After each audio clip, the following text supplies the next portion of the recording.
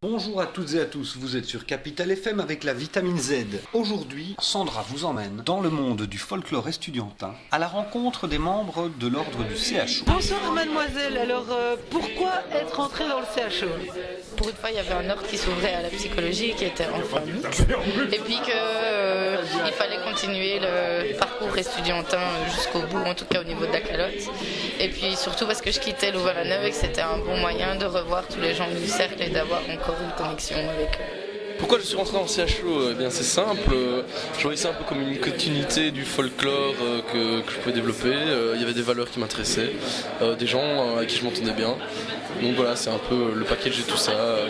Mais tout simplement parce que progressivement on se dit qu'on va partir de Louvain-la-Neuve, que ça va être beaucoup plus difficile de revoir ses potes régulièrement, qu'on fait beaucoup de connaissances à Louvain-la-Neuve, des gens qu'on aime bien mais qu'on n'a pas forcément l'occasion de voir régulièrement.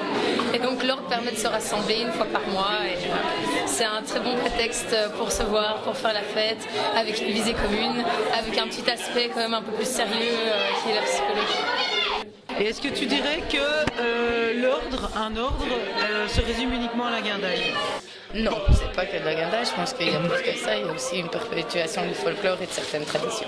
Comme j'ai dit, on défend certaines valeurs, dont la psychologie, donc on présente aussi certains travaux, on essaye pour les extérieurs de leur montrer nos points de vue, ce que les fondateurs ont essayé de mettre dans cet ordre, l'essence en gros de l'ordre.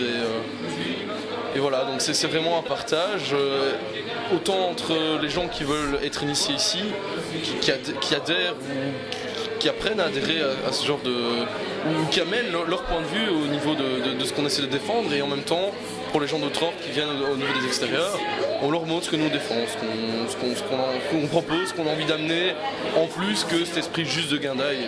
Principalement la guindaille, mais disons qu'on brode autour des choses plus sérieuses qui sont intéressantes. Il y a quand même pas mal de psychologues, des doctorants qui viennent qui écrivent des articles dans le journal du CHO ou qui vont faire des présentations au sein des séances. Donc voilà, il y a quand même une petite part de culturel, mais c'est essentiellement de la guindaille. Merci beaucoup. C'est aussi l'occasion de se retrouver entre amis.